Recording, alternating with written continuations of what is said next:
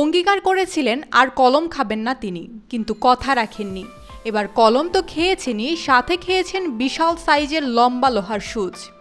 মোতালেবের পেট থেকে বের করা হয়েছে দাঁতের কাজে ব্যবহৃত 3টি লোহার মোটা সূচ, একটি বাঁশের কাঠি, একটি প্লাস্টিকের বেল্ট ও একটি কলম।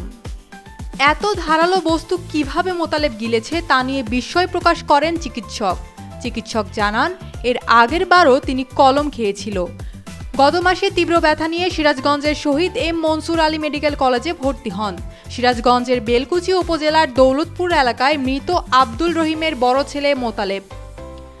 সেবার মেডিকেল কলেজে চিকিৎসকদের আন্তরিক প্রচেষ্টায় অ্যান্ডোস্কোপি সার্জারির মাধ্যমে একে একে বের করা হয় 23টি কলম, যা ছিল রীতিমতো বিস্ময়কর।